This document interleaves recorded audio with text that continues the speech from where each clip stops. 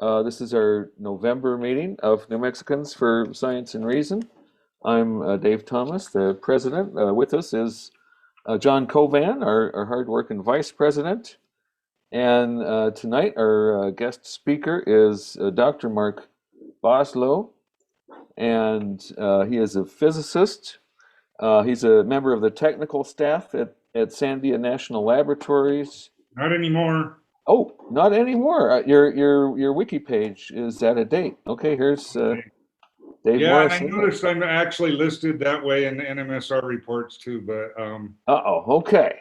But yeah, are you still an adjunct professor at UNM I am. You can, and a fellow of the Committee for Skeptical Inquiry? yeah, I haven't been kicked out of that yet. Excellent, excellent. And he's an expert on planetary impacts, global catastrophes, and here's RTC. Yeah, we're getting some interesting people here. So Mark's topic is airbursts and airbursts in history, and how do we know about the prehistoric airbursts? And that's going to lead into talk about this new paper that came out in Nature's Scientific Reports about a possibility that an airburst caused what we know of as Sodom in the Bible, and then I've got some comments about some of the criticism, and then we'll have a panel. So take it away, Mark. Okay, thanks, Dave. And it's great to be back at a meeting. Even though we're not all in the same place, I look forward to when we get to do that again. But it's good to see all the people that I can see. So Dave and I decided to do this, and the way we decided to split it up is for me to kind of do an intro and talk about airbursts and what kind of led up to this paper. It came out in September. I found out about it the day that it came out, and I immediately started tweeting about it, and a lot of people got interested, a lot of archaeologists in particular. So I went back, so I decided, okay, I'm just going to call my part one, airbursts. And as I always do, I went back and borrowed liberally from previous presentations.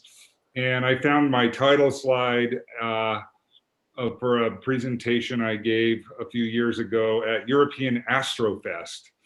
And I completely stole their logo and changed it from Astrofest to Airburst because I thought the color scheme was so good and it fit so well with this art by Don Davis, who I think is, in terms of impacts and airbursts, he's the best space artist. He makes things look really real.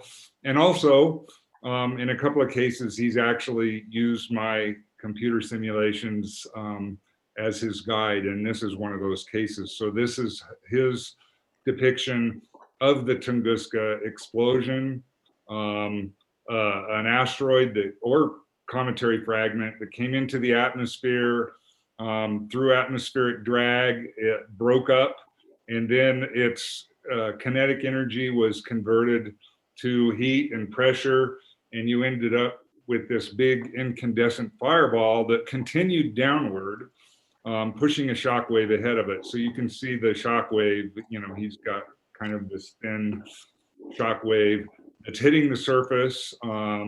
And at the same time, thermal radiation from that fireball is heating up the trees, causing some of them to actually burn. And that's all based on actual observation. And this is our best idea of what actually transpired there. So I'm gonna go ahead, and I'm gonna have to remember so I'm running on two computers, and I got to remember which one I'm actually running the simulation on. So as I said, I'm borrowing liberally from past presentations, and I was going to start lifting from one presentation to another, but then I went back, I Googled, or I searched my computer on NMSR, and I found this presentation I gave on this very subject 11 or 12 years ago. And I'm sure there are probably at least a few people here who've attended it, but I think I can repeat most of this stuff, also in the context of this biblical Sodom paper. You know, I can watch a movie twice in a period of 12 years and not get bored. So I hope you don't get bored by this. So I want to rewind all the way back to 1972. When I was with my family, I was in high school, and we were on vacation in the Tetons in August of '72, and we drove up to this viewpoint on the lake, and everybody there was really excited. They had just seen a UFO fly over, and that's all anybody could talk about. And I talked to several people, and they were convinced that they had seen a UFO.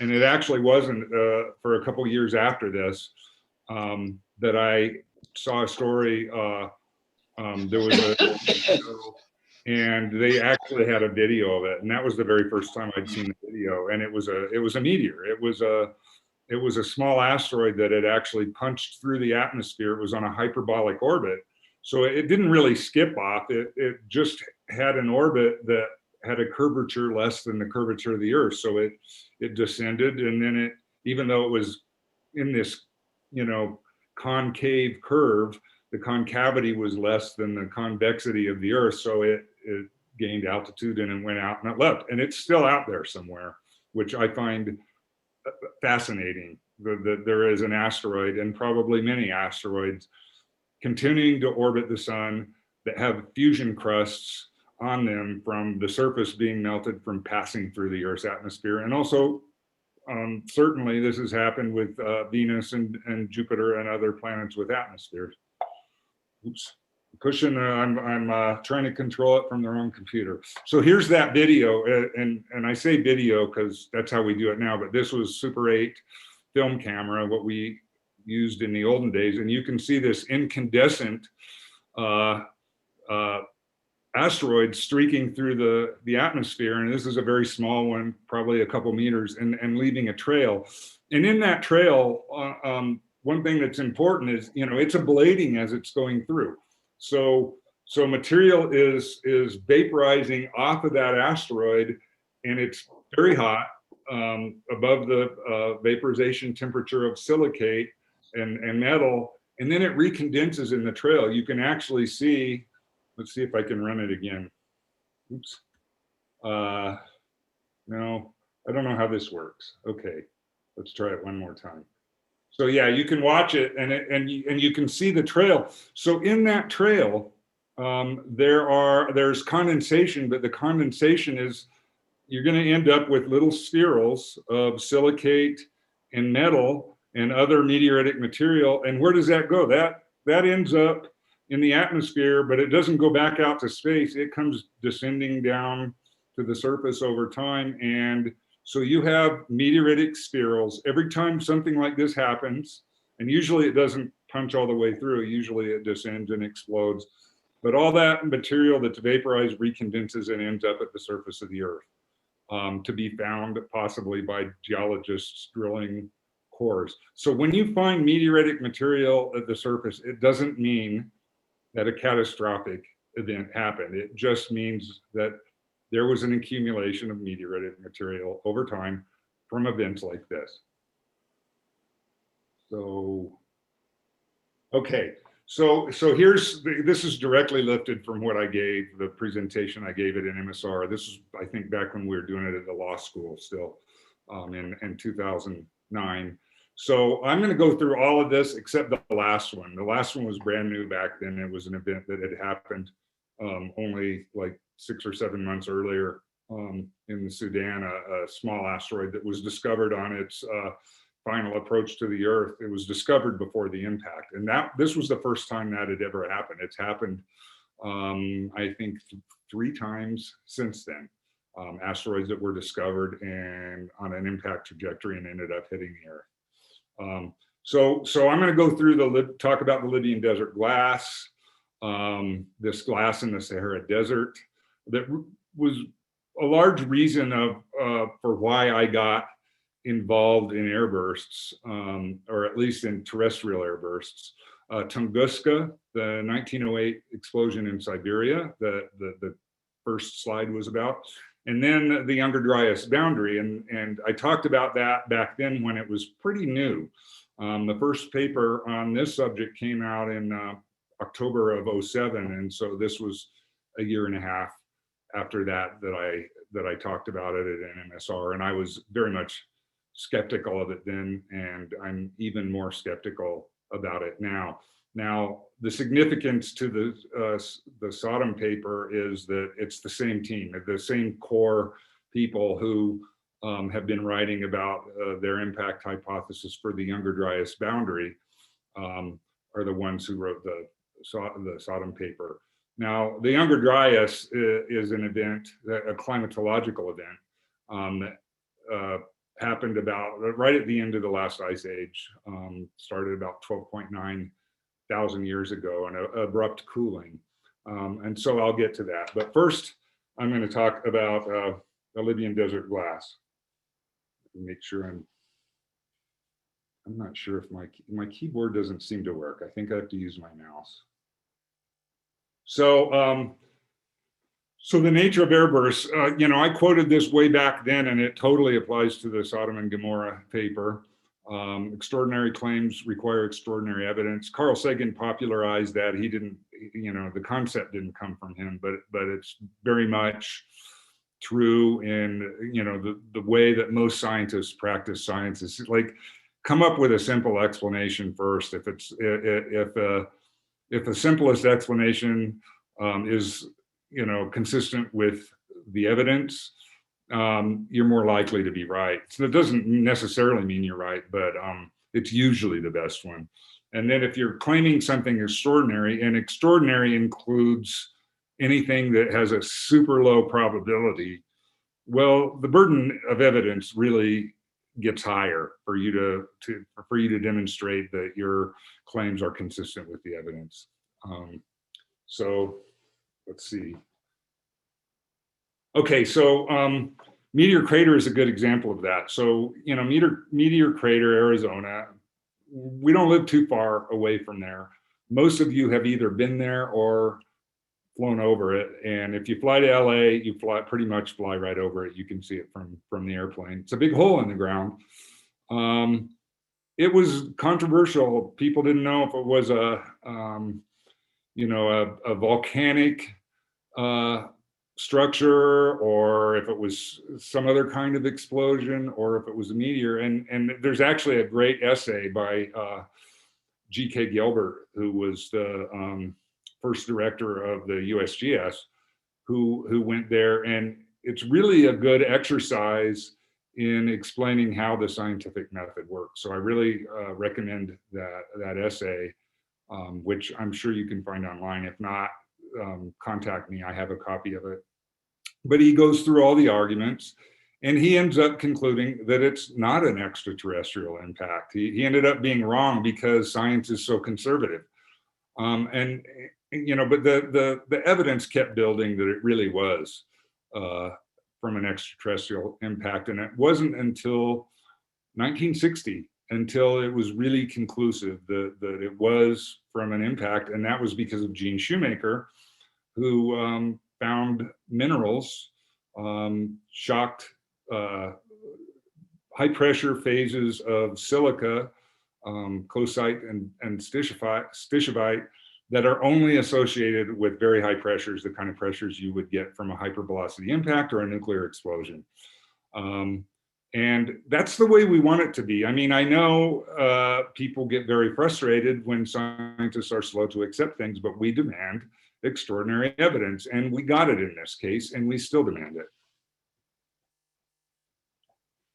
So, not all impacts are into solid surfaces. Meteor Crater is an example of something hitting, making it all the way to the surface of a planet that has a surface. But Shoemaker-Levy 9, the comet crash in 1994, was a comet that hit a planet that doesn't have a solid surface. Its atmosphere is supercritical, meaning, you know, it just gets more and more dense as you go down all the way to the core. There isn't really what we think of as a surface. So when the comet had broken up into 20 some odd fragments, and when those fragments hit Jupiter one by one, they really got swallowed up by the atmosphere, and they ended up exploding. And because they could plunge so deeply into Jupiter's atmosphere without hitting anything, it was a tremendously big explosion. Comets of a similar size, if they hit Earth's atmosphere, they would lose a little bit of atmosphere to it, but they would hit the surface and make a big crater. Oops. Okay, let's get back.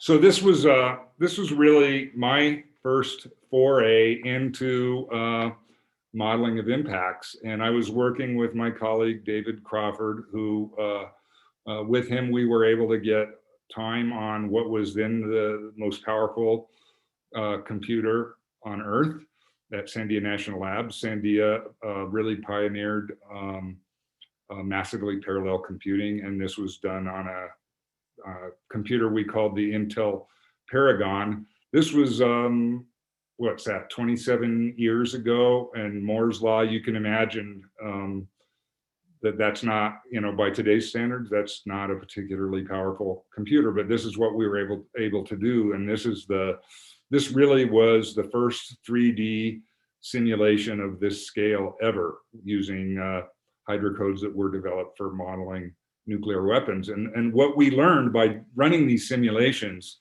was that because the impact was projected to be on the far side of Jupiter, but just barely over the limb, over the horizon as seen from the Earth, that because of this backfire effect, the object, you know, the comet fragments were coming in at about a 45-degree angle from upper left to lower right, pass beyond the horizon, then pass underneath the cloud tops and then explode.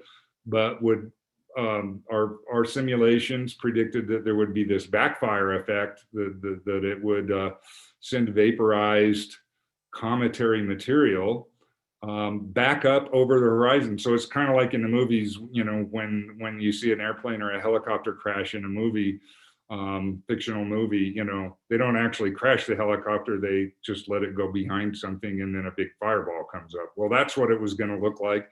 And we actually made the prediction and published the prediction. And sure enough, that was what it was observed. This is a series of images from a Hubble Space Telescope, which, because of our simulations and because of our insistence that something would be visible, the Hubble Space Telescope imaging team was looking and hoping to see something, not really expecting to see something, because I don't think they fully believed us. But this is the fireball. This is a sequence of images showing this plume rising over the surface. And the reason that you can see it is not because it's glowing, it's not incandescent, it's actually reflecting sunlight, because it's full of all this condensation, the same kind of stuff that I said formed the smoke trail behind that Teton 1972 event. So then all those spherules rained down onto Jupiter's atmosphere and sunk through the atmosphere, and maybe they're down to the core by now, I don't know. If Jupiter had a solid surface somewhere down there, there would be a layer of stuff, of this condensate down there.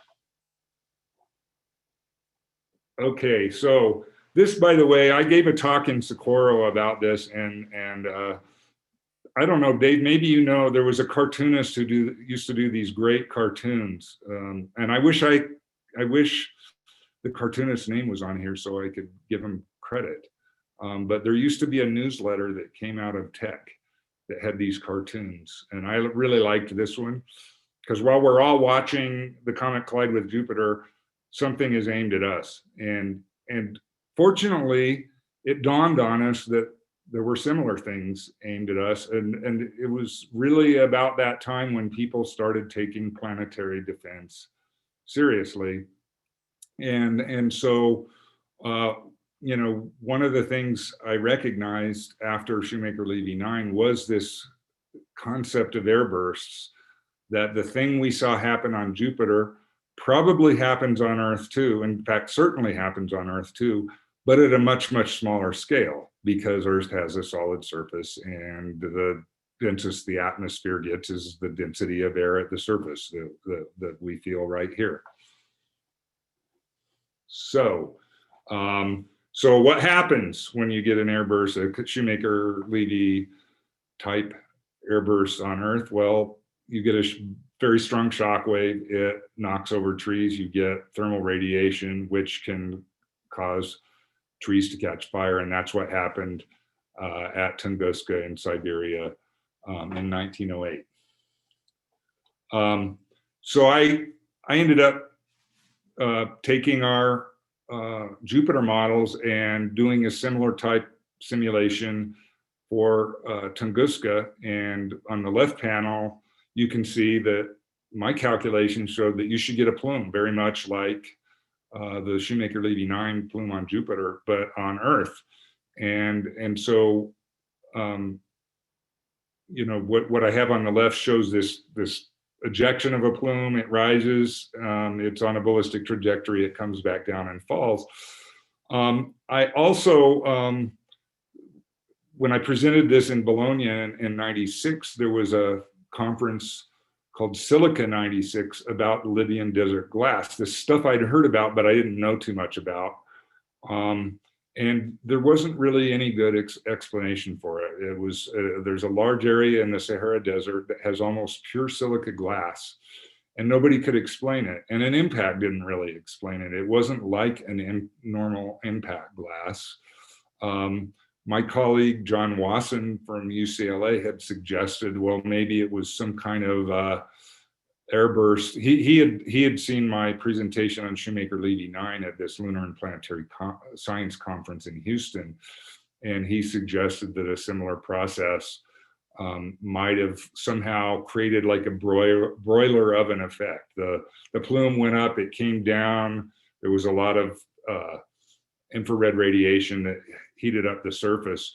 And so I couldn't get that to work. And then I thought, well, maybe if you had a cluster, you could get enough, you know, mass over a large enough area to generate a higher temperature and get even more thermal radiation that would heat it up to its melting point.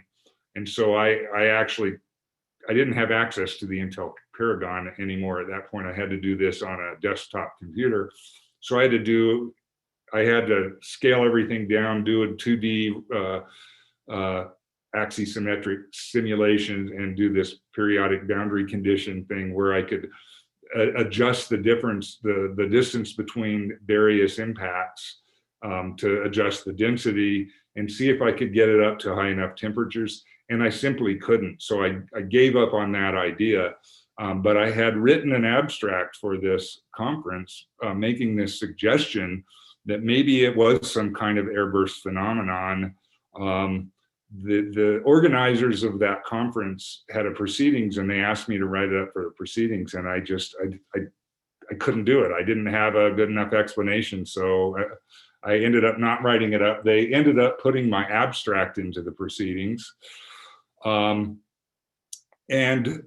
it was seen by somebody who wanted to do a documentary on the Libyan desert glass, and it took this, it was TV6, a British production company that was doing this. They contacted me, I think, in the late 90s, and then I didn't hear back from them. And then finally, years later, in 2005, they contacted me and they said they finally got enough money for the documentary. And they had invited John Wasson, the UCLA guy who had given me the idea in the first place. And he decided to bail. He didn't want to do it. And so I was kind of his understudy stand-in. So I ended up going there.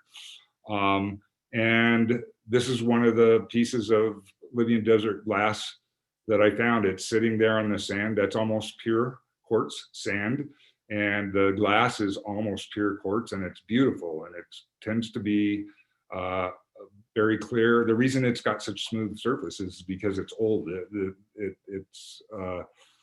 fission track measurements indicate that it's about 29 million years old. So it's been sitting there being sandblasted for 29 million years, and that's why it looks like that. Was there a question? Yeah. What's the scale on that? You know, I think I still have that piece somewhere, and as I recall, it's about the size of my thumb. Okay. But you know, they range in size. The biggest size, I think the biggest one anybody ever found is like 30 centimeters, I think, and the biggest one is in the Corning Glass Museum, I am told, and it's huge. But they're anywhere, you know, I mean, it's pretty easy to find, you know, fist-sized pieces and smaller. So this was a story that was written. This refreshes my memory. It was 99 when the New Scientist wrote a story about it. And this is where the TV6,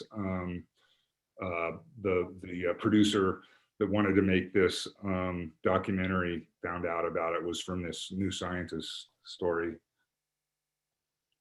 So here's I kind of created this little montage of my documentary experience. And so the documentary was centered around this little piece of this was from King Tut's tomb, the one on the upper left, and there's a scarab that was, nobody ever could figure out where it came from. And this guy who was at that, in fact, he was the editor of the volume, The Proceedings of that Silica 96 conference, Italian. He is the guy who was visiting the Egyptian museum and saw that and recognized that it was Libyan desert glass. And it took him several years, I think, before he was able to get permission to determine whether it was a glass with a non-destructive test. He used a laser to measure the index of refraction, and it matched perfectly. So, you know, there's a map in the upper right that just shows where it is. It's right on the Libyan border. The Egyptians call it the Western Desert, and I think the British, who made all the maps, called it the Libyan Desert. So they had like they do with a lot of documentaries, you know, take three scientists who have three different ideas, take them out, and then it's got a little element of reality show in there. So these are two of my colleagues, and we each had a different idea. Now I still had, even when we were out there, I didn't really have a completely fully baked idea about what caused this. But I had pretty much given up on that cluster airburst idea. I just couldn't make it work. I took a lot of reading material and I was reading about the geology of the area. And that was when I learned that there had been a full kilometer of erosion in the last 30 million years or so, deflation. So the level had actually come down by a kilometer. And what I was trying to explain with the cluster was the very large area that it covered. I think, if I remember right, it was something like 800 square, or I think 2,000 square kilometers, huge area where it's found. And I thought that it had to, prior to getting there, I had thought that it had to form over that large of an area, because I'm not a geologist. And after I started reading these geology papers, I realized, no, it could form over a very compact, small area. And after almost 30 million years, there's lots of transport, lateral transport. There were rivers there, the climates changed back and forth. And so this stuff all got distributed radially, and that's how it could get over a large area. So I kind of had this epiphany. It's like, oh, you can form it over an area of, you know, tens of square miles, and it can end up over whatever the number is, 800 or 2,000 or whatever it is, this huge area that it's found over now. So all of a sudden, this constraint that I thought I had no longer existed. And so that allowed us to run these simulations. So this, you can see the scale bar on here. This is a kilometer. So this is a 2D simulation. Again, I still didn't have access to supercomputers, or at least not a full supercomputer.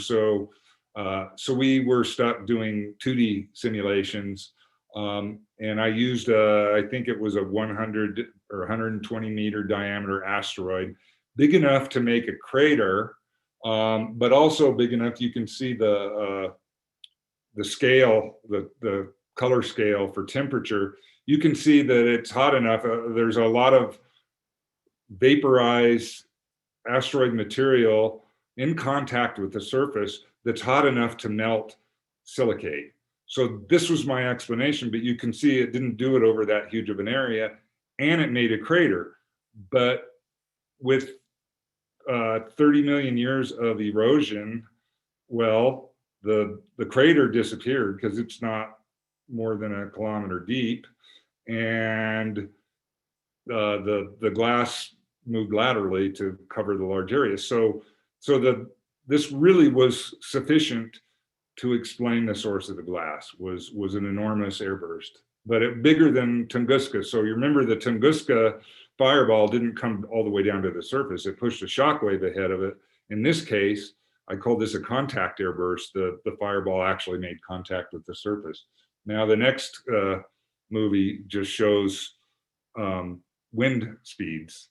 And so you can see this is in centimeters per second. So, it's, once it gets out to a few kilometers, up to 10 kilometers, the wind speed has dropped quite a bit. It's down, it's a strong blast, but it's not supersonic. I mean, it's not the wind itself is not supersonic. The front is supersonic, but the speed of the wind itself is not supersonic. So National Geographic, I call it National Geographic. It was actually TV6. They produced it for more than one broadcaster.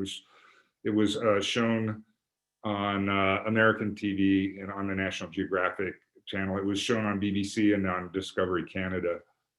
And so this is the animated version, which I love. I think they did a great job. And I don't know, do I have to turn on the sound? Can you hear it? I don't know if you can hear the narration there. I'm not hearing any narration, no. Okay, I probably did something wrong. We forgot to check the sound, do a sound check, I guess. I don't know if there's a switch. So when you shared screen, that's where there's that checkbox that is where to include sound. Wow. Wait, unmute maybe? Or is that me? Is that gonna? No. Okay. Okay, I goofed up. Sorry about that. It could be because we had to mute the desktop so that we wouldn't have feedback. Yeah. Oh well, you're not missing that much. Just tell us what happened. Yeah, I mean, pretty this impressive. is basically just their visualization of my simulations, and it shows the plume and everything. Beautiful. Yeah, and it showed all the the formation of glass, even the foamy stuff floating on it. So I don't know why I showed that again. Okay. And here's another animation. This is the one that I didn't believe, but they wanted to use anyway, and where it broke up, and then you had a cluster of impacts. This was Wasson's idea for explaining this unusual glass in Southeast Asia. And you can sort of see my hexagonal symmetry that I did with my periodic boundary conditions. But I tried to talk them out of using it because I didn't think it could possibly work. They used it anyway because they'd already invested that. And it was a rejected hypothesis. That's okay. They kind of attributed it more to Wasson. So anyway, okay. So the following year then, so that was in 06, and that documentary was shown in the fall of 06.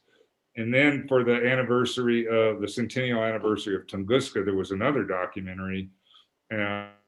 This kind of shows our idea of what happened at Tunguska prior to the ability to run these hydrocode simulations, and they're completely wrong. I mean, they're right in the sense that, well, it descends and then it explodes, but you don't have, you can see on the right hand side you can see stuff flying upwards. Well, stuff just, you do get that backfire effect, but that's way at the top of the atmosphere. You don't get solid chunks coming out of the explosion. Everything is continuing to go downward. There's no way to get around that. I'm going to skip over that. So one of the things I did, I really wanted people to understand, because a lot of people, even in my community of impacts and explosions and planetary defense, didn't really get this concept. And that is, there's a huge difference between a point source explosion, like a nuclear explosion, and an impact explosion, a cosmic airburst.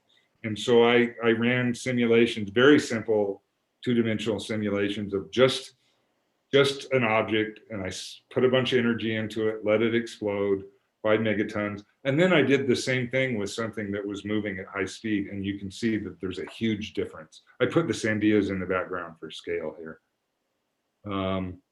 So here's the point source. It just makes a big bubble. The dark thing is the shock wave, and then inside that is the fireball. So the fireball rises like a hot air balloon, and it's pushed that shock wave out ahead of it, and you can see the shock wave reflecting off the surface. That looks just like an atmospheric nuclear test. Looks exactly like it, and in fact, the code I used was developed to model nuclear explosions, so it's no surprise that it works really well for that. So here's the same thing. If I put it in, but I also give it some velocity, and again, the Sandias are in there for scale. There's a temperature scale in there, and it looks like this. You don't get that hot air balloon effect anymore. You get this column, this pillar of fire, and it rises and it pushes a shock wave, but it doesn't look the same at all. It's more of a cylindrical shock wave. Now you can see why somebody who read Genesis, the chapters and verses about Sodom and Gomorrah, could look at this and say, that's how God did it. I kind of thought that myself when I ran this simulation. So here's the view from a helicopter, one of those heavy lift Soviet era helicopters that they fly you into Tunguska. This is looking more or less at ground zero. There's from the 1961 expedition. It's clearly the same spot. I could pick out geographic features that were the same from this long ago. And here's I did the same kind of little montage that I did for the Libyan desert glass, our helicopter. And so one of the things I think Dave's going to talk about is tree size. There's I don't want to give away Dave's punchline, but there's the Sodom paper cites someone who claimed that the trees were a meter in diameter that were snapped like toothpicks. Well, I didn't see any trees that size, dead or alive. I don't know if there were trees that big or not. I just didn't see them, but we did go around and core trees. We tromped around all over near the epicenter, near the ground zero. I didn't see anything like that. I already mentioned there's two types of that airburst. One in which like the very opening art that Don Davis did shows the fireball not hitting the surface, and then the second kind, it's like a contact airburst where it descends all the way to the surface. And there's just a schematic showing the difference. The one on the left is like Tunguska, where it explodes and then it rises like a hot air balloon. And the one on the right is like my Lydian desert simulations. So there's a big difference. So here's my 3D. This is a 3-dimensional simulation. Computers were getting more powerful by the time I got to this. So you can see it's rising, the fireball is stretched out. It's not like a sphere, like a hot air balloon, but it is rising buoyantly, and you can see the shock wave in there. So that's a 5 megaton explosion. And that's, I think, very consistent with the observations on the surface. Here's the wind speed. So you can see the wind, the shock wave fanning out across the surface. And you can see my wind speed scale on the left. You know, the wind speeds don't look particularly high, and they're not, but these are this is kind of like the mean wind speed assuming zero topography. So there are concentrations, places where you do get higher wind speeds, but these are like hurricane force. You know, the yellow, let's show that again. Oh, I just went forward and I don't know if I can show it again. Maybe if yeah, there we go. I just have to click on the box. So you can see, you know, the wind speed is not, it's not isotropic. It's stronger in some directions than the other, but it's like in the range of 20, 30, 40 meters per second. That's like a low hurricane force. And it's a pulse that lasts, you know, a second or two. It's not sustained wind like a hurricane. So you don't expect it to do as much damage as a hurricane. But the reason it did so much damage at Tunguska was because there was topographic focusing, and the forest also, there's evidence that the forest was unhealthy. It blew down a lot of unhealthy trees with weak root systems. So I did, I compared, I made a composite and compared it to the map of the actual tree fall area on the left there. And that matched pretty well. And one of the things that's important is that there is this epicenter, this donut hole in the middle where the shock wave came directly from overhead, and it didn't have any lateral component of speed. It didn't have a horizontal wind, so it couldn't blow anything over, but it stripped branches off the trees, and that's exactly what's observed at the epicenter of Tunguska. So any model of Tunguska, to be consistent with what was observed, has to have that donut hole, has to have an epicenter. Here's my 15 megaton simulation.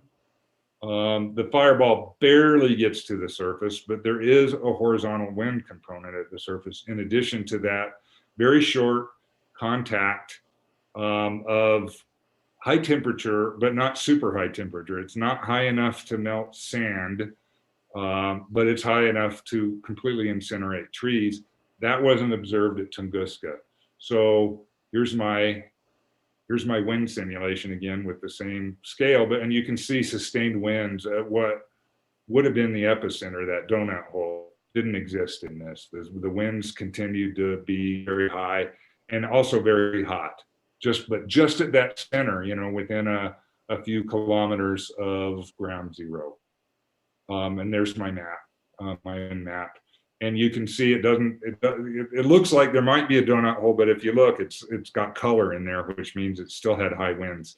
So you wouldn't have standing trees, and you wouldn't have unburnt standing trees. So that's why I think 15 megatons is too high for Tunguska. Tunguska has to be significantly lower than that. So I'm gonna briefly talk about this Younger Dryas idea.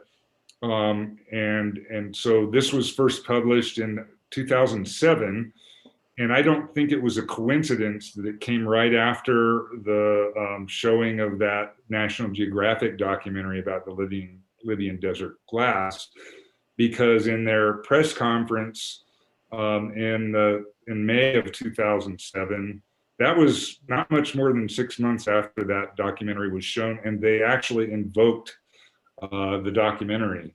So here's the press conference, and I'm sorry I don't have sound on this, but I'll tell you what he's saying. This is Alan West. Okay, oh, there it goes. So Alan West, Rick Firestone, the lead author to his right, and he shows us that very scene, the one of my hypothesis that I had rejected. Well, I should say John Wasson's hypothesis that I modeled and I had rejected. And he said, this is what we think happened. This is what we think happened over North America. This explains our model. And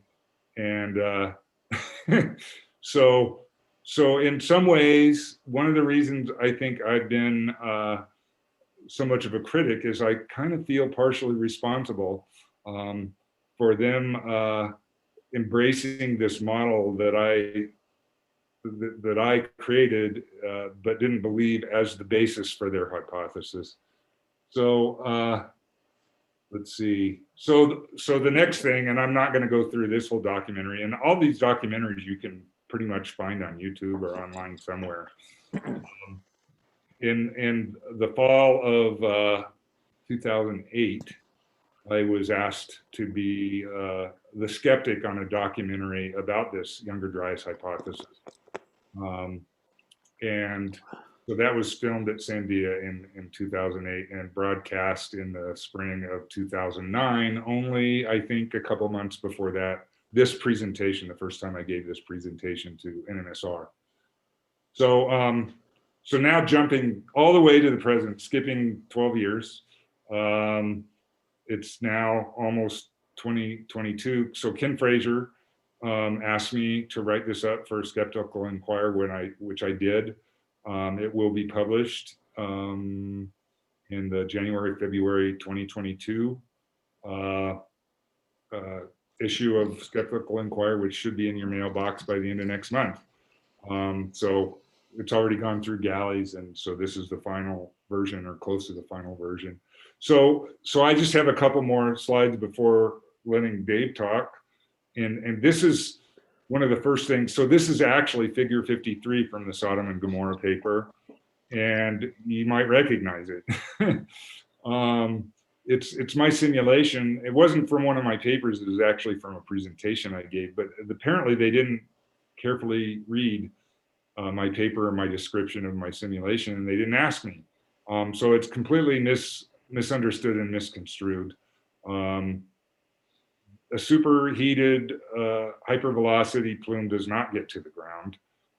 It barely touches the ground and doesn't stay there. It's not hot enough to melt stuff, and it's very localized. Fragments don't hit the surface, but most importantly, this is not they call this my Tunguska simulation. This is my simulation that I explicitly said was too big to be a Tunguska-sized event, because this is not what Tunguska experienced. So, so I was very critical of the paper from the very start, just because of such a deep misunderstanding and or misrepresentation of my simulation that they were basing their claims on. And finally, this is the one I think I saw. It's right behind Dave in his. Yeah, there it is.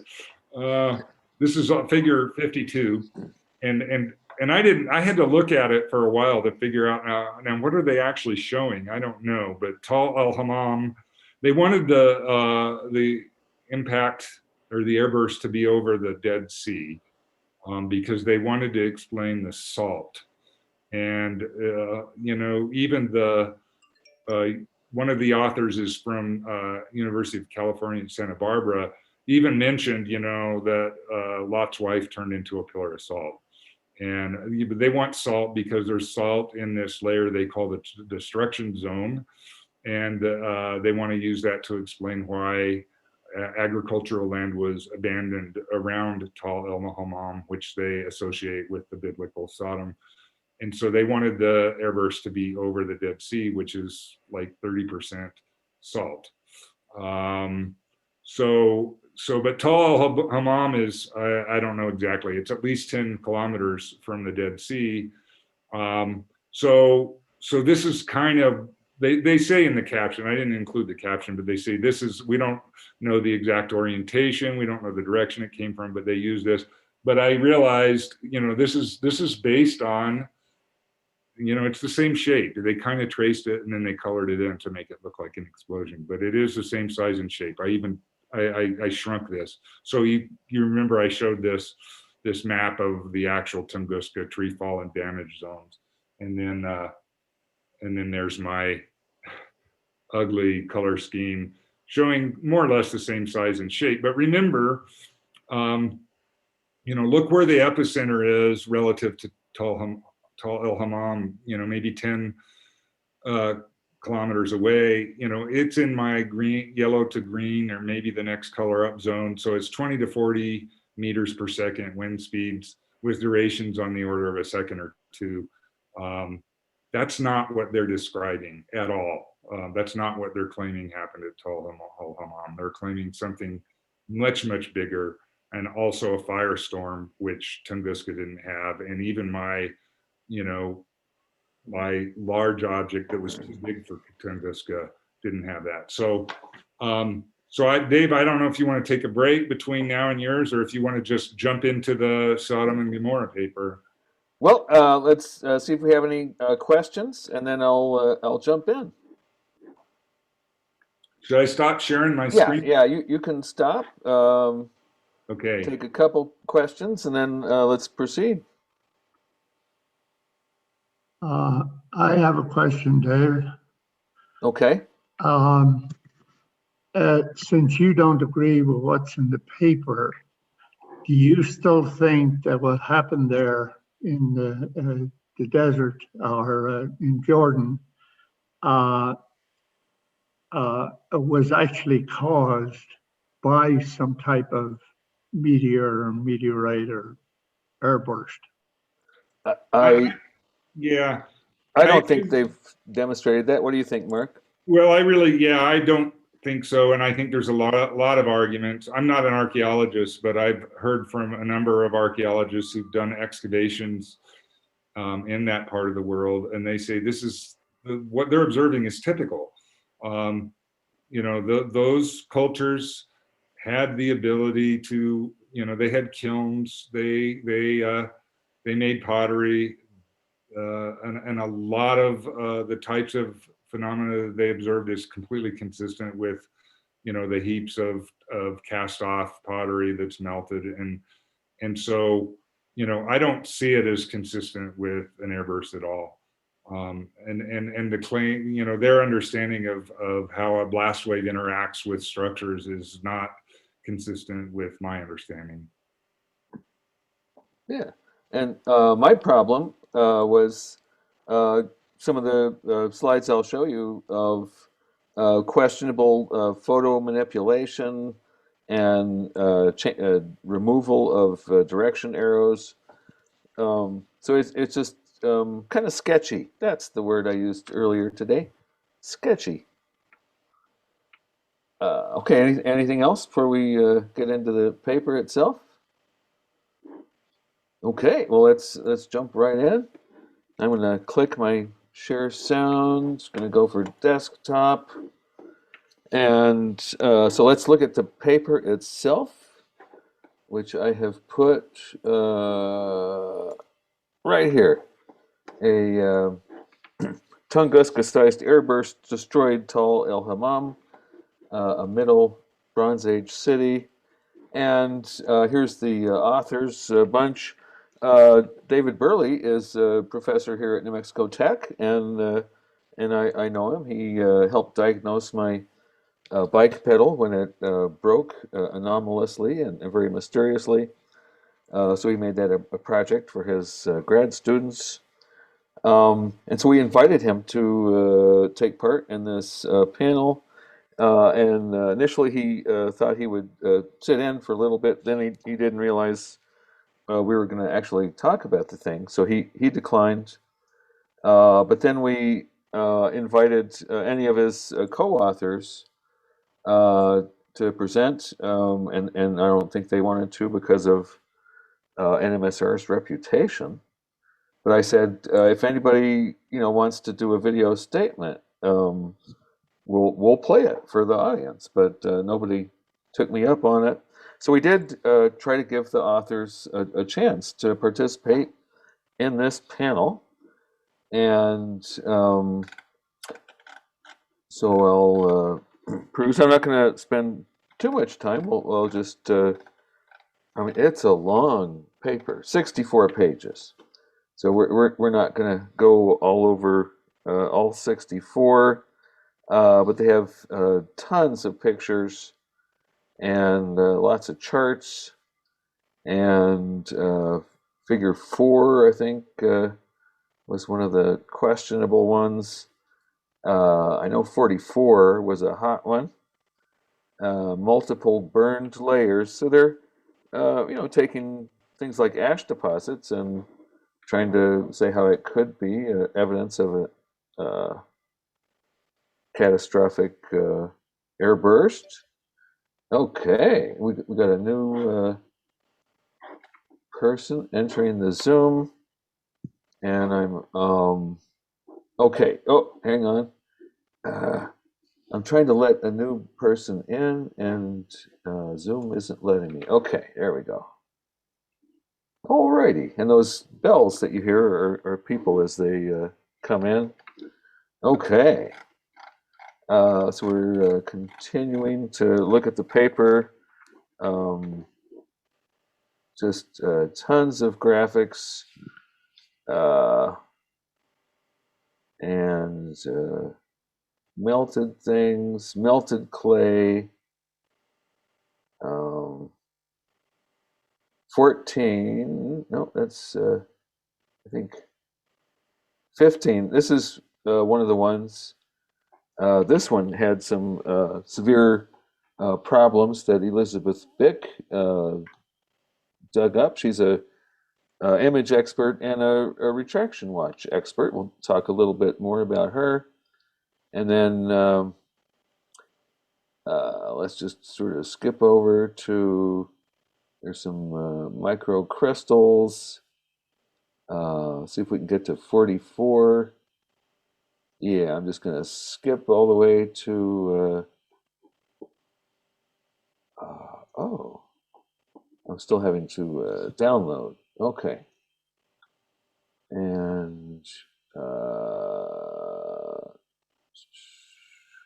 here's one of the bones of contention is this picture, and you see that arrow says north, but these shadows are sort of indicate, well, the sun is in the north, and in the Middle East, where this supposedly happened, the sun's not going to be casting shadows like that if that really is north. So that's one of the bones of contention.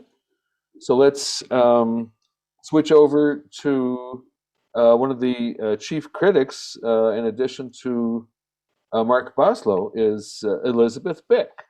And she's a Dutch microbiologist. This is her Wikipedia page. She's done a lot of work detecting photo manipulation in scientific publications, and thousands of cases of research misconduct. Pretty interesting stuff. Recently, she got involved in the COVID-19 hydroxychloroquine. And this scientist, Didier Raoult, wrote a paper which she questions. Raoult's lawyer sued Bick. Several citizens for science type organizations rose to her defense, and a petition signed by thousands in her support. And so now she's picked up on el-Hammam. And this is a blog by Paul Braderman, who's one of our NMSR people across the pond. So he'd be with us, but it's the middle of the night for him, so he begged to not have to stay up too late. But he's documented a number of the criticisms that have come up. So, and I believe on NMSR's meeting page, I have a link to this article and to Blast in the Past. This is Elizabeth Bick's Science Integrity Digest. So, and this is the second most recent post, but she talks about the paper, and of course, it's a blog. It's got links to everything. So Bunch et al. Alan West is the corresponding author, and then she noticed one of the authors is from Albuquerque, Philip J. Sylvia, at Trinity Southwest University, an unaccredited evangelical Christian institution, and it's located in a strip mall up in Albuquerque. Of course, el-Hammam is prominently featured. It mentions Mark Boslough, who brought this to Elizabeth's attention. And so then she goes into some of the image concerns. And here's that picture 15 I showed you. And there's figure 3. And she noticed some areas of repetition, like the same stuff. And so that indicates photo manipulation. And here, the boxes of the same color highlight areas that look unexpectedly similar. So this red box, these dust grains, they're the same over here. So they picked some image from one part of the photo, moved it over to another part. Here's that figure 44C, just riddled with all sorts of photo manipulation. And so the authors, have tried to explain, they've sent out some explanations and pictures of the original photos, saying it was just to remove cosmetic things like the direction arrows. One of the authors just really lashed out, George Howard, just tore into poor Elizabeth Bick there, saying, you sick and pitiful anti-science, anti-Christian bigots, what happened to the importance of data and citizen science? Yet Trinity is a small Christian college that has managed to dig 16 seasons at Tal el-Hammam and discovered something. Just the association with Mark Boslough, who photoed little Trinity U day one of the pub before a reading, suggests you're all creeps. And then George Howard published Pebblegate, addressing some of the image concerns. And as I said, this is linked off of our meeting page if you want to peruse this. So that's some of the funny stuff that Elizabeth found. And then, so when I corresponded with Dr. Burley here at New Mexico Tech, he said, here's our explanation that the authors have sent out about altered images. And it's supposedly, they altered no crucial data, no bones, no potsherds, cosmetic alterations. And so here they've got a before, after, and the inverted overlay to show you what alterations they made. And so here is this arrow, which we think indicates north, was removed. That arrow was removed, and it shows up in the overlay. Here's the bone of contention, and that's one of the ones that Elizabeth Bick pointed out was so odd. So that's when. So I wrote to Dr. Burley, and let's see. Here's that, and so I had a question about figure 15B, and in that original of 15B, it looks like the north indicator is to the upper left, and so I took one of the arrows that was pointed up, and I just rotated it to show that right there, that's an acute angle. It looks similar to this. It's less than a 90-degree angle. Over here, that's a 90-degree angle. So if north was this way to the upper right, there'd be some yellow right there because that would be a 90-degree angle. So this indicated to me, hey, this means north, if that's what those red arrows even meant. North is that way, and that means, so let's look at 15B and figure 17. So let's go back to the paper, and bunch, and we'll just try to embiggen it, and we'll embiggen, and we'll look for 15B. 15.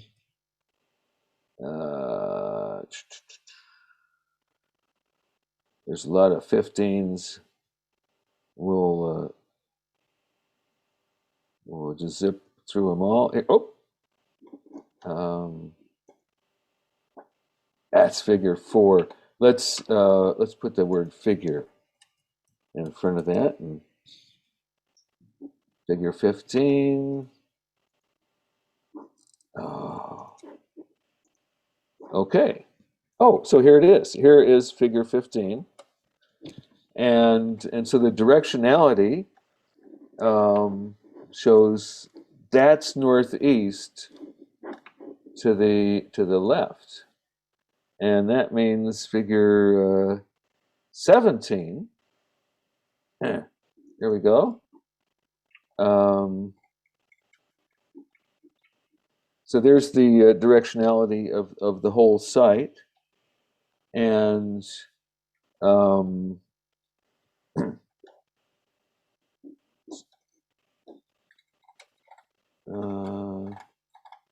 18. Let me just see where. Oh, yeah, that's shocked quartz. So anyway,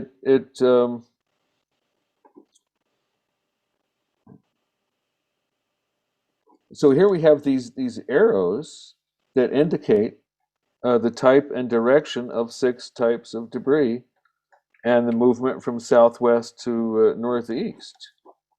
So it just is, if north is to the upper left in that original figure 15B, then the published figure 15B, which is labeled northeast, actually appears more to the northwest, which is 90 degrees different.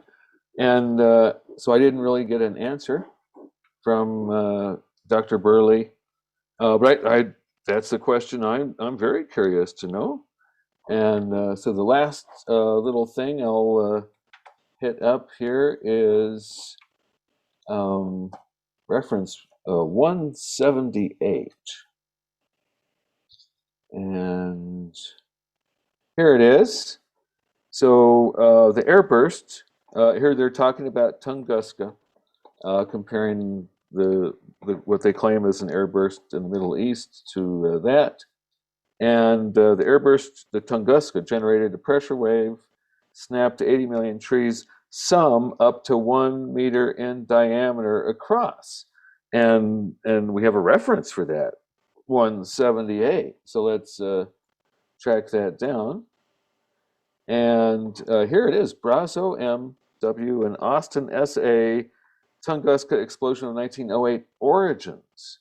So, and I downloaded that paper, and here it is, Boslough and Austin. The ICR, you may have heard of that. That's called the Institute for Creation Research out there in California, Santee, California.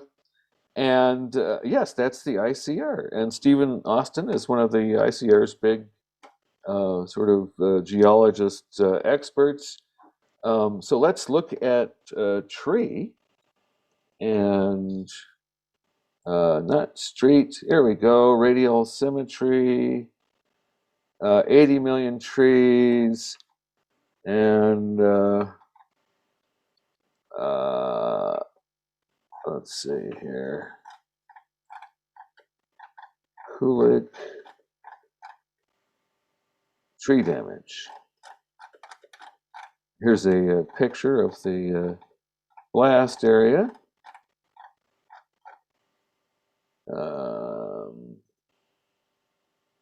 Yes, here's the citation. So Kulik is a scientist who was one of the early Russian. He actually worked at a museum, sort of like a mineral museum could be. So he was sent out to find out what the heck happened at Tunguska, and he told somebody that he saw an area where trees up to 3 feet in diameter, that's about a meter, had snapped like toothpicks. So this is what was being cited in the Tall el-Hammam paper. And so we're almost there. Let's just see where Kulik is in the citations, and then we can actually, track this down to the original source of the citation. So we go down here, and here's Critic. He was one of the people that wrote about Tunguska, and there's nothing after Critic and before Lemire. There is no Kulik. There's no reference. This is like an anecdotal story. So here we have this shocking paper that's making headlines, and a key piece of evidence that these meter-wide trees were snapped like toothpicks turns out to be the Institute for Creation Research, and it's pretty much an anecdotal aside in the article. And just one more thing, Geoscience Research Institute, which apparently is connected with the good old Institute for Creation Research. Okay, so we just pop that into the Google, and here it is, GRISDA.org, and so it's GRISDA is Geoscience Research Institute of the Seventh-day Adventist Church. So it's actually linked with the Seventh-day Adventist Church. I had not realized that the ICR, Institute for Creation Research, was that tied in with not just evangelical Christianity, but Seventh-day Adventist in particular. So that's that.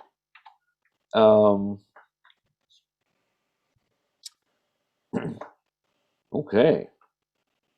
So let's, we got 20 people on board. I'm going to see if I didn't quite like the picture I had for that airburst, but let's open it up to questions. I have a question for Mark. I saw James P. Kennett in the authors list, who, if it's the one I'm thinking of, is well known for having discovered with Stott the TM of PETM, the thermal maximum at that time, 1991's the discovery paper. What did he contribute to this, I wonder, if that's the same one? Well, I mean, it is the same one.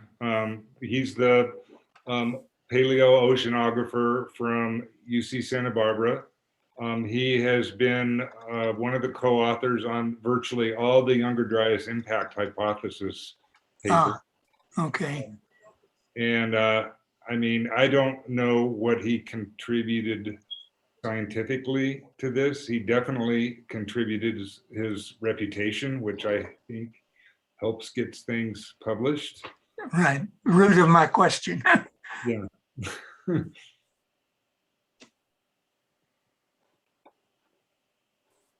Okay. So scientifically, yeah, I don't know what specifically. I mean, they do at the bottom of the paper. They do list various contributions, but it's very, it's a very coarse list. Like,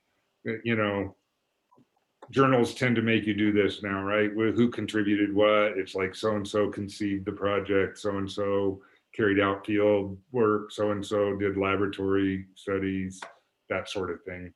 So, so it says on the paper, what his technical contributions were, but I don't recall.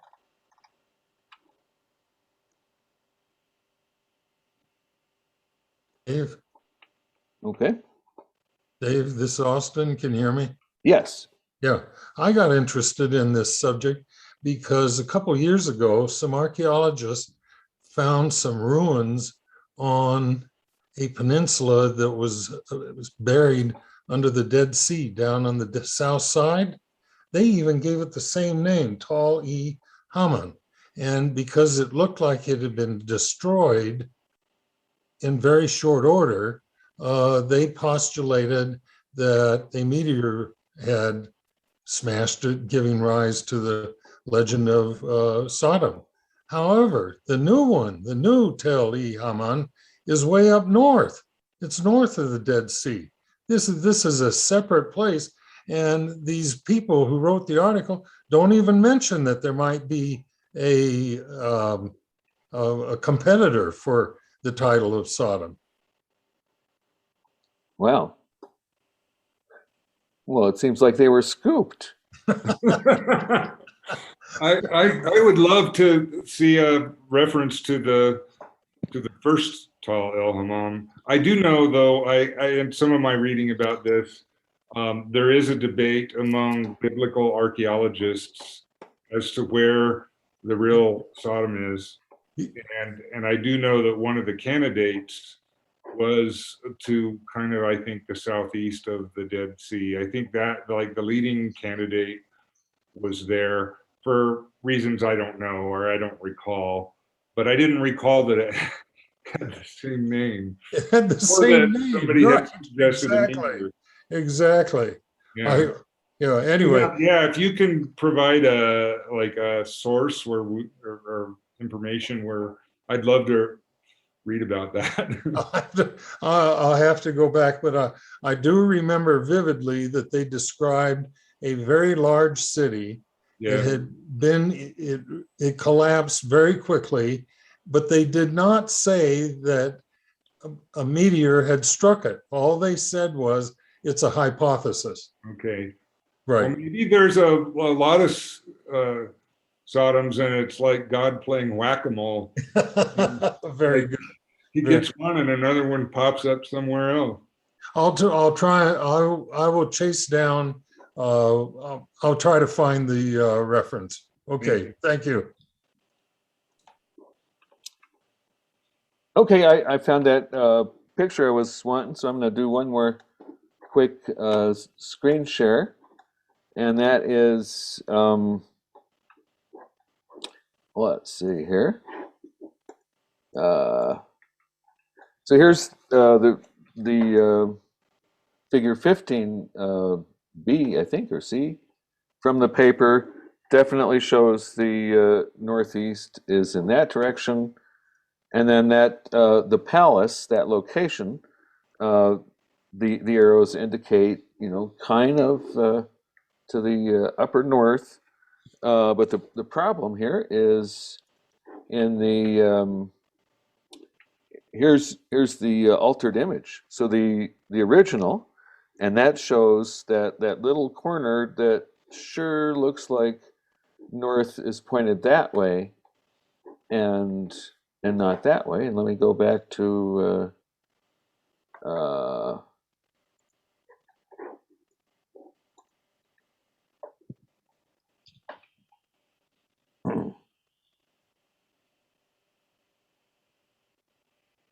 so northeast is definitely to the lower left, and it's about 90 degrees from where it should be, according to if that really is north in that direction, not to the lower left there. So it's pretty fishy. Hey, can you go back to figure 17? I sure can. Let me share that again. So I had, whoops, I got about 3 apps going here and several windows. Here's 17. Yeah. Okay. So just from a purely, even if you don't know anything about the subject matter, you don't have to know anything about the subject matter. You really only have to understand how science is normally done. And what I see in this map is I counted 20 arrows. There's 5 different locations, and there's 6 different pieces of evidence. There's 6 possible different directional indicators at each location, although each location apparently does not have all 6. Some only have 3, some have, one has 4, or actually 3 have 4 and one has 5. But if you add them all up, there's 20. And they all, to my eye, they all point exactly the same direction. I mean, there's no variation whatsoever, which already seems funny. I mean, we already know that at least 7 figures were photoshopped. The 7 figures were photoshopped without, actually this one was photoshopped. If you look down at the bottom in figure 17, it says adobe.com products photoshop.html created by the authors using Photoshop. But this is a data slide or data figure. But, you know, anytime I've ever seen data like directional data for something, you know, usually there's at least a little bit of variation. You know, it almost looks like, you know, they created these arrows, inserted one, you know how you do it in like PowerPoint, where you just want to, you know, make a whole bunch of something, you just cut and paste it and then change the color, whatever, it's all always pointed the same direction. That's kind of what it looks like. And the thing that's troubling to me is there's nothing in the paper except there's only about 3 figures where they even say anything about the direction taken from what they call blowover or melt, you know, pottery. The directional debris, I think, is the one, you know, the one that that figure, whatever it was, I don't remember the number, the one with pieces of pottery spread out that had the northeast arrow, that would be, I guess, directional sherds, I guess that one would be. So that arrow was at Palace, and we think it's, according to, you know, what Dave described, that arrow is about 90 degrees off from where it should be based on the corrected figure if they hadn't taken out the north arrow, I think.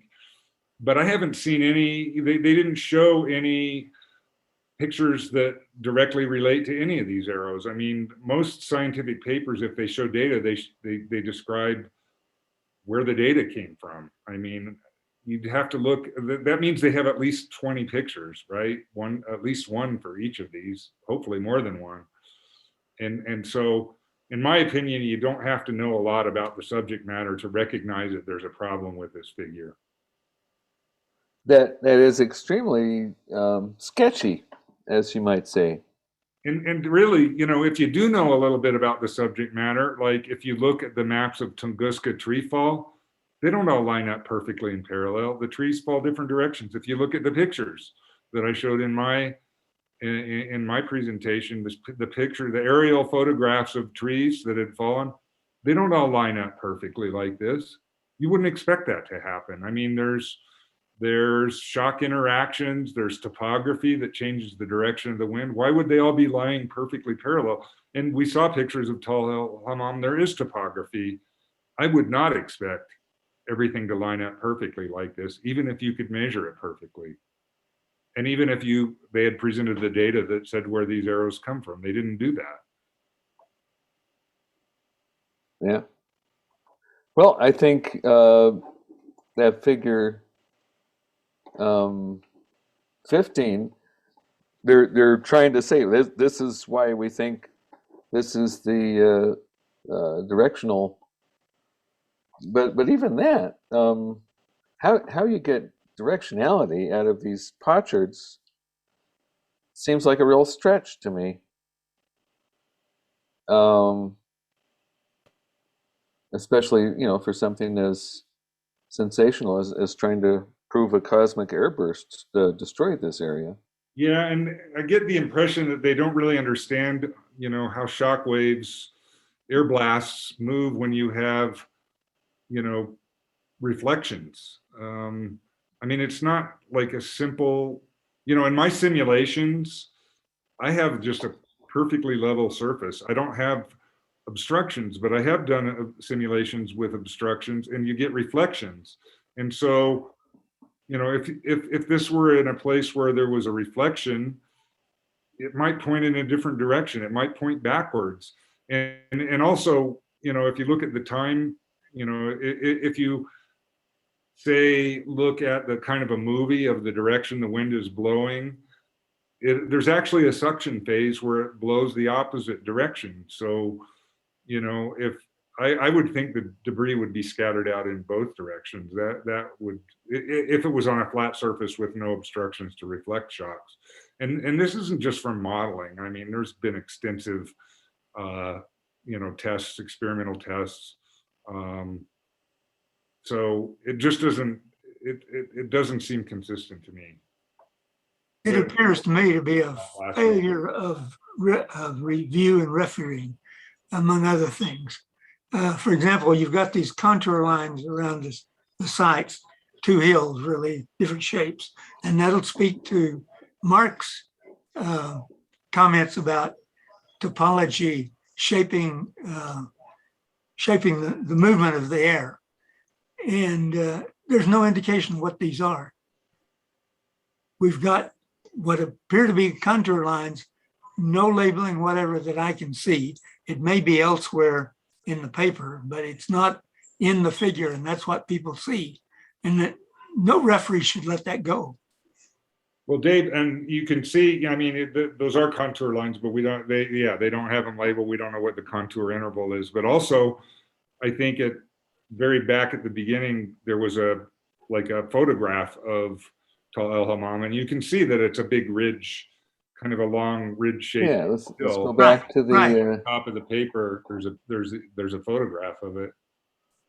Right, let's but go back to the top. Yeah. Is that the one? Yeah. Oh yeah, it's very rugged topography. Boy, the temple doesn't show up much, does it? Yeah, it's all mostly just excavations. The temple no longer exists. Well, I wasn't thinking about the structure, but looking at the contours, it didn't strike me as there would be that much difference. But of course, not knowing what the contour interval is kind of leaves you at limbo. Yeah. Fascinating.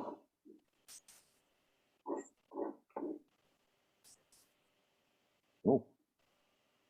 Okay.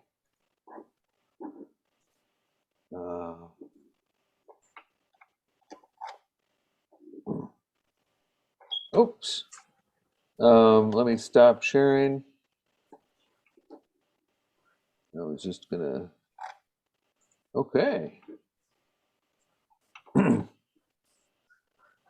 Well, I'd be interested to see how all this progresses if the authors ever do explain some of the conundrums that have cropped up.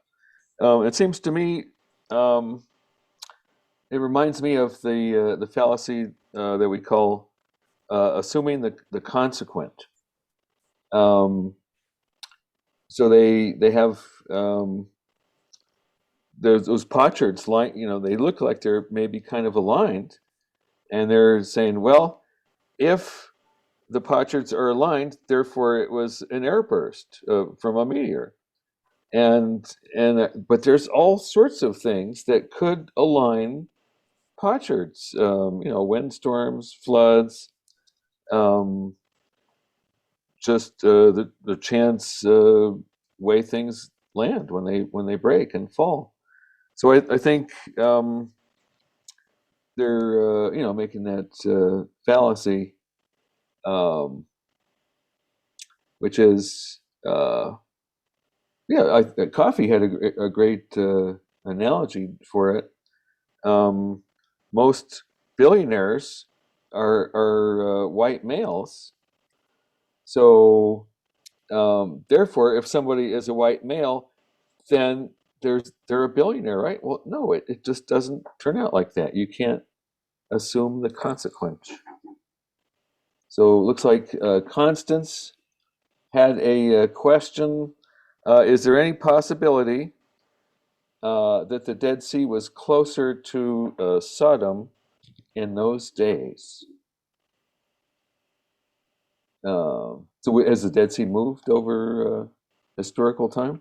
Well, the elevation, the water level definitely has gone up and down. So it might have been closer. It could have been closer for that reason if it had a higher water level. And I know that's all pretty well known. So, but I don't know the answer to where it was at that time. I think I think they do address that in the paper. I think they do cite legitimate geological research that estimates what the water level was with time and how far the shore was from el-Hammam at 1650 BCE or whatever time it was. Are there historical records that support the existence of a Sodom or a Gomorrah at all? I mean, Aesop records a talking fox who was upset about some grapes he couldn't reach, but I believe he made the fox up just for the story, and it's quite common to make up cities and people and princes and things to make a point within a story. Was there a Sodom and a Gomorrah ever in the first place? Very, very true. This is Austin again. The water would have had to rise to the level of where they postulate till Tal el-Hammam was located. There would have had to have been a huge flood, because from the northern end of the Dead Sea to go north, you go up a hill. The first temple is where Jesus reportedly did the miracle of the wine and the fishes. And you go north, go up higher than that, there is a resort called Sharon of Rose. And you can, if you stay there, you can look back, and it's at least 500 to 1,000 feet higher than the lake level. And if I read the map correctly, the new ruins are even higher above the Rose of Sharon. Well, if you need a big flood, maybe that solves another problem. Very I good. love that about a decade ago, a tomb was found in Iraq that might literally turn out to be the tomb of Gilgamesh. After all, the Ishtar gates from the story of Gilgamesh exist. They're in a museum in Germany right now. But even if that's the tomb of Gilgamesh, it doesn't mean he swung a 60-pound sword or carried a 300-pound spear. We don't have to buy everything because some fragment of it is true. Right. Good point. If we were being charitable, we could call the potsherds and the directionality and all that an inference from best explanation. But that is a very weak warrant. It's enough to generate sometimes a hypothesis. It's certainly not enough to build a paper on.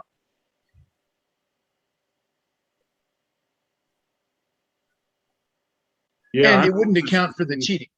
Yeah, I'm anxious to see I mean, there's 20 arrows. They need at least one, piece of evidence for each one of those arrows, right? I mean, what is each arrow based on? Show us the data. How did this get through peer review without them showing the data for each of those arrows? I don't get that. I haven't seen the paper, but does it have supplementary material? It does, but I don't I don't recall seeing there weren't very many pictures in there. Yeah, they usually aren't. Although they may say something about deposit of the data. And I know there have been, since the photoshopping was discovered by Elizabeth Bick, and that was way back in September. That was only a week after the publication of the paper was when she saw the first evidence. It's been what, 5 or 6 weeks since then, and we still haven't seen the original digital images. And I don't know what the holdup is. I mean, if they want us to see the data, they would have shown us the data, in my opinion, by now. Yeah.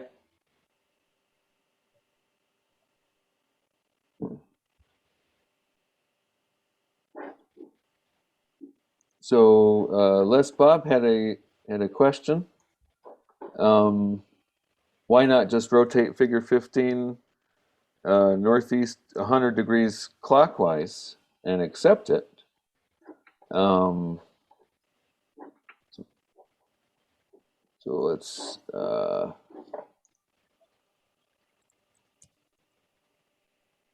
figure 15. That was the one with the potsherds, right? I believe it was, yeah. You rotated. Wouldn't that There. change the point they were trying Clockwise, to you make? mean? So that's the figure, but here's the Wait, I don't see. altered images. Wait, I don't think you're sharing the screen, Dave. Oh, I forgot to share my screen. Okay, let's do that. Okay. Okay, so here's figure 15. And then there's that sort of circular piece of pottery. And here it is in the altered images. And so there's that that tip of the arrow sure makes me think that is north.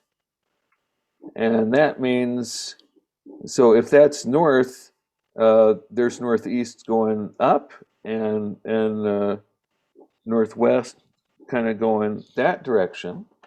And when we go back to that looks like it should have been northwest, according to if this arrow is actually pointing, if that is north, which it sure looks like from that little acute angle, as I explained in that email to David.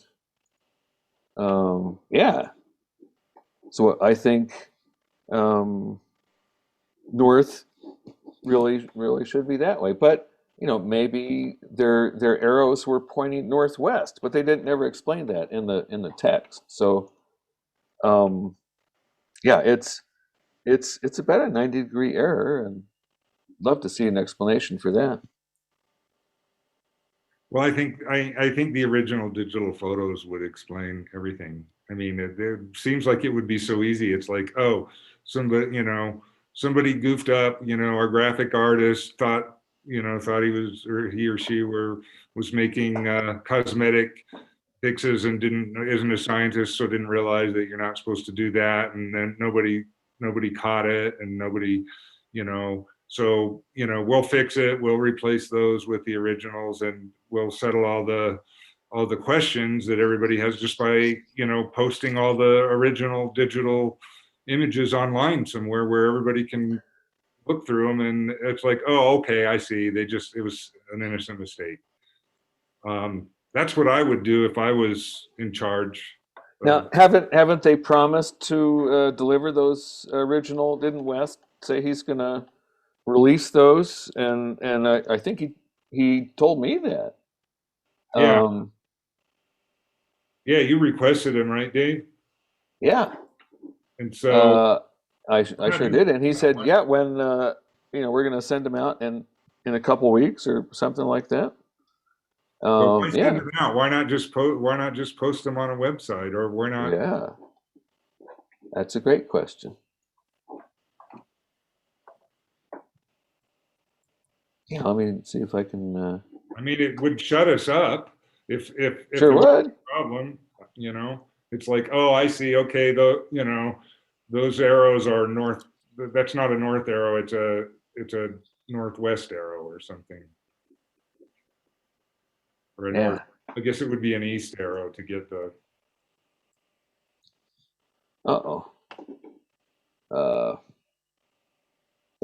Shoot, trying to find that email. Here it is, request for image, and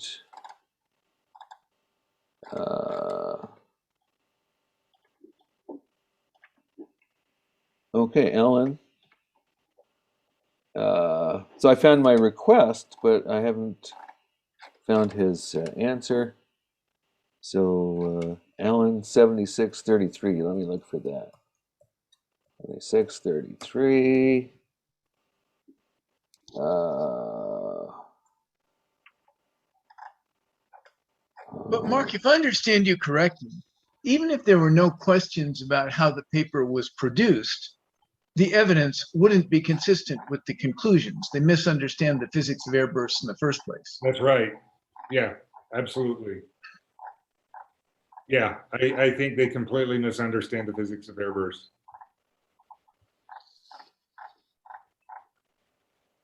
Here it is. So I found that email from Ellen West, October 16th.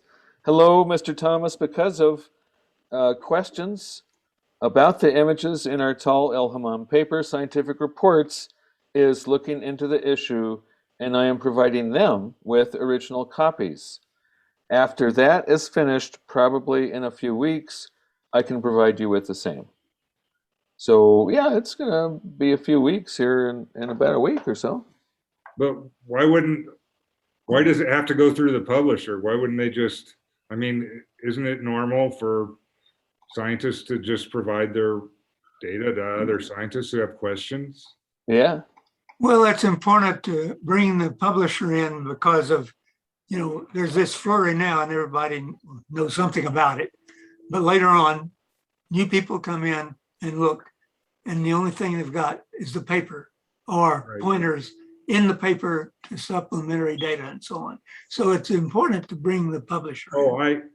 I guess I'm not questioning that part, but it's like, why would you need to wait for the publisher's response to send it to, independent scientists? It's just, I mean, you can request materials, you can,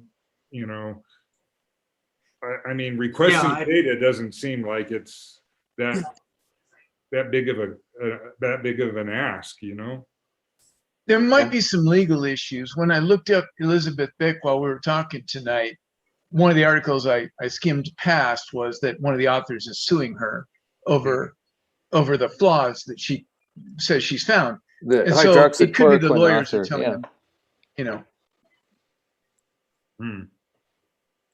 And I'm looking to cast all this in the best light. I mean, I don't No, like some no. of what I'm seeing tonight, but I'm trying to put the best spin on it,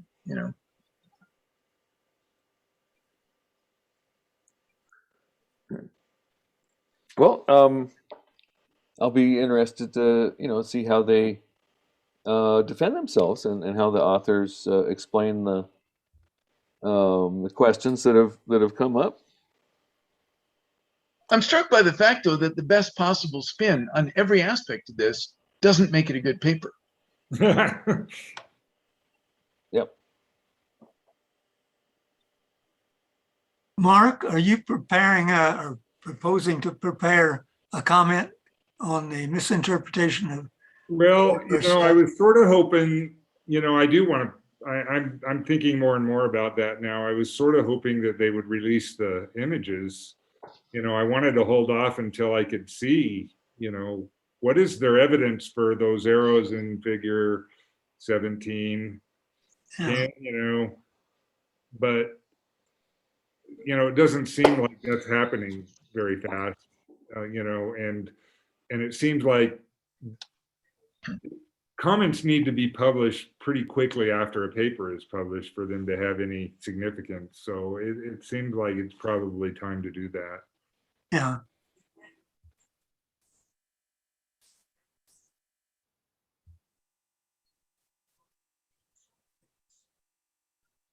Well, again, that's where at least some publishers will amend the online paper and subsequent downloadable versions that point to corrections of some kind or other. Yeah. And so. I mean, if Dave's right and that northeast should be northwest, then they need to edit their figure 15 for the pot-shirred arrow on the palace. They need to rotate it by 90 degrees. And they need to have at least one wrong arrow out of all those lined up arrows in figure 17. It would actually make it more believable. Yeah. Well, the confidence interval for their orientation may be pretty wide. Yeah. It's kind of off there. All righty. Well, it's getting pretty close to 9 o'clock. So I think that was a fun discussion. Thanks very much to Mark Boslough for chipping in, and thanks to everybody in the gallery for all their fun comments. So next month we're still working on our program, but we'll come up with something fun. And so stay safe out there and get your booster shot if you can, and we'll see you next time. Thanks, Dave. Thanks for running the show. Good job. All right. Thanks, Mark. Thanks everybody. Mark, Dave. All right. Take care, everybody.